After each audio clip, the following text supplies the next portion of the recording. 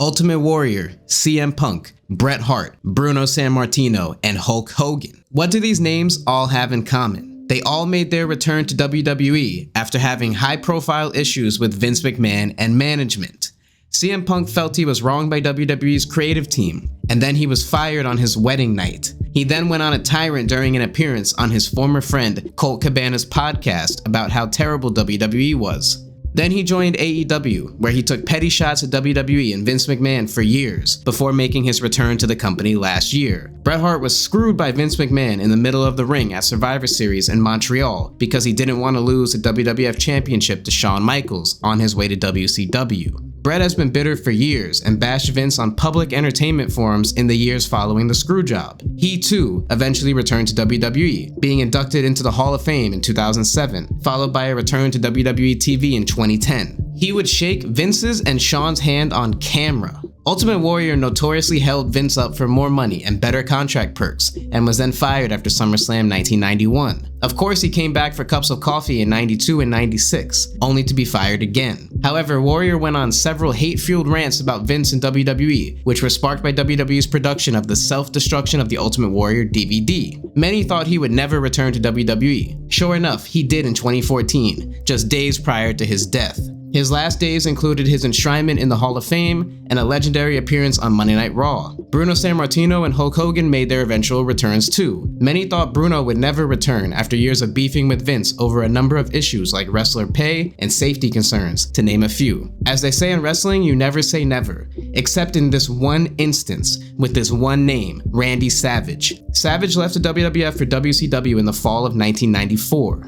Following an emotional goodbye to Randy from Vince the following week on Raw, Savage was hardly ever mentioned again by WWE. Savage and WWE never reconciled their relationship, despite not having a messy, public fallout like some of the others I mentioned. Savage was inducted into the WWE Hall of Fame in 2015, 4 years after his untimely death. A death that sent shockwaves across the world, as Savage was one of the most memorable characters in wrestling history. It is truly sad that Savage never got to have his moment in the sun, to receive his flowers and give a Hall of Fame speech. But why was Savage the only high-profile wrestler never to make up with WWE? Why did WWE never forgive one of its most celebrated wrestlers in Macho Man Randy Savage? Perhaps he did something deemed unforgivable by McMahon, or perhaps he simply made no effort to return, and neither did WWE to bring him back. But was he actually blackballed? Could he have been on his way back to WWE prior to his death in 2011? Without further ado, let's talk about WWE's mysterious relationship with Randy Savage. By January 1993, Savage began doing commentary for the WWE. Quickly, this became his full-time role with the company, while wrestling would be secondary. WWE was on the heels of the steroids trial and the Ring Boy scandal. The negative heat these scandals attracted to the wrestling business, particularly the steroids trial, led Vince McMahon to make changes.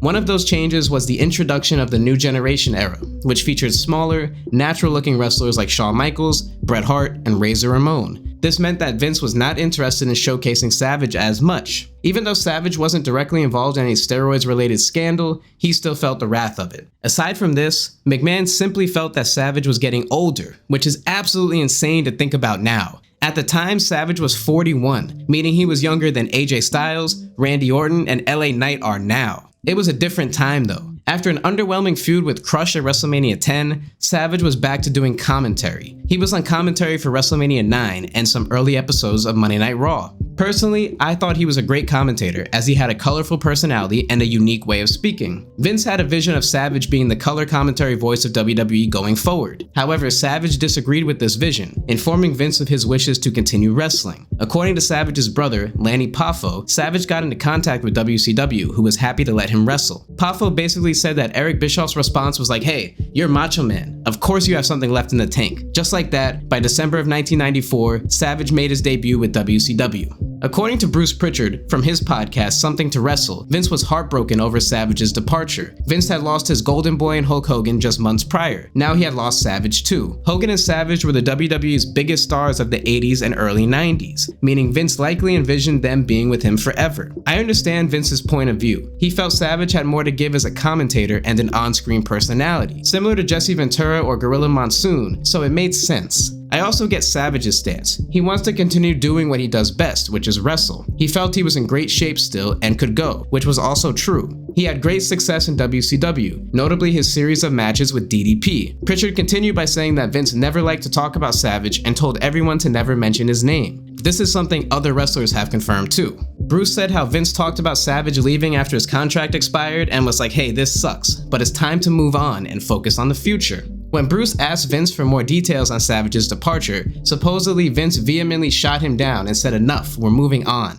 Vince proceeded to announce Randy's departure on Raw in an emotional segment. Aside from that, he was rarely ever mentioned until after his death nearly 20 years later. But why did a simple departure lead to Randy being blackballed from WWE forever? Was there more to it? Hulk Hogan also left for WCW when his contract expired, and he was welcomed back with open arms in 2002. On top of that, he was pushed to the moon. So what made Savage so different? One reason that's been floated around to justify Savage's blackballing from WWE is about the Slim Jim sponsorship Savage had. That was his own sponsorship independent from WWE, meaning when he went to WCW, so did Slim Jim. Slim Jim apparently paid for Randy's salary in WCW, on top of being a big sponsor for the promotion.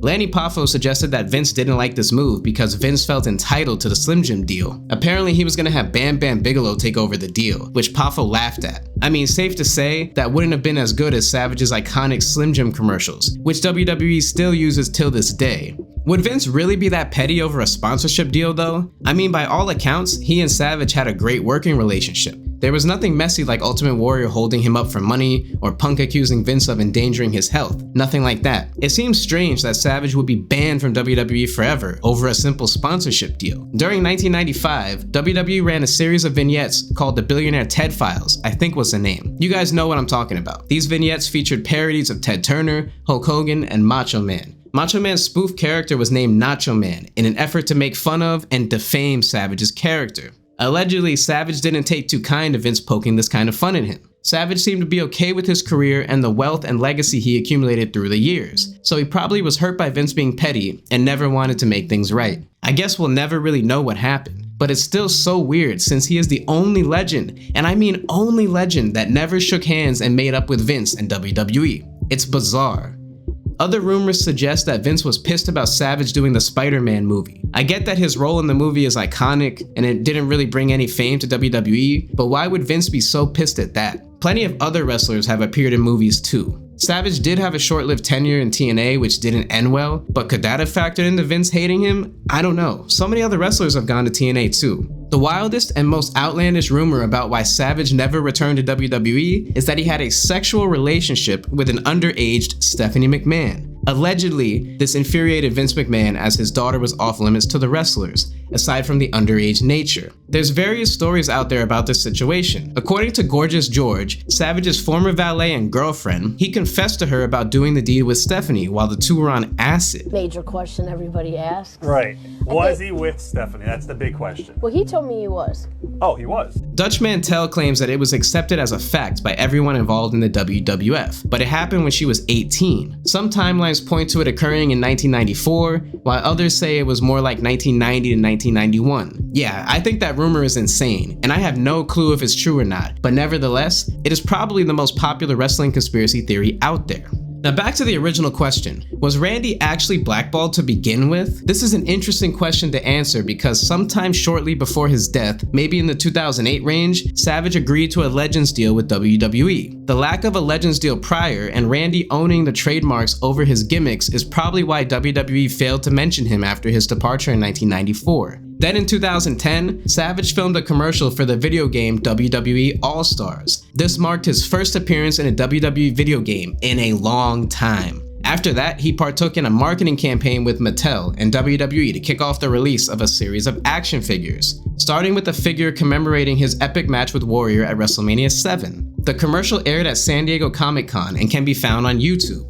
Seemingly, all signs pointed towards Randy eventually making an on-air return to WWE in the near future. That was until he sadly passed away in May of 2011. According to Lanny, WWE had approached Savage about inducting him into the Hall of Fame while he was still alive. Savage declined to be inducted unless his entire family was inducted too. And as far as Vince not bringing in Savage after purchasing WCW in 2001, that is likely because Vince thought Savage was old in 1994, so he probably wouldn't want Savage wrestling in 2002. Hogan was simply a bigger name and would draw more money than Savage, but still, Savage would have drawn money too. Jim Ross made some comments on his podcast Grilling JR that would lead you to think he may have held up Savage's WWE return. Remember, he was in charge of talent contracts in 2001 and 2002. He said he didn't like Randy and didn't have any interest in negotiating with him. In all likelihood, where I land on this situation is this.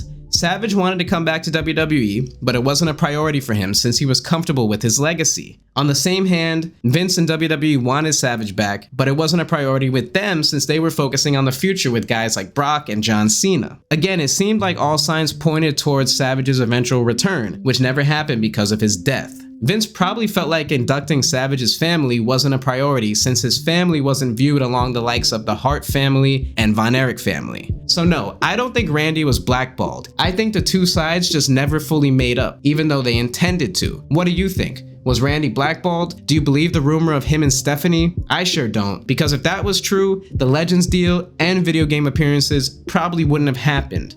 Well, that'll do it for this video, and I'll talk to you on the next one.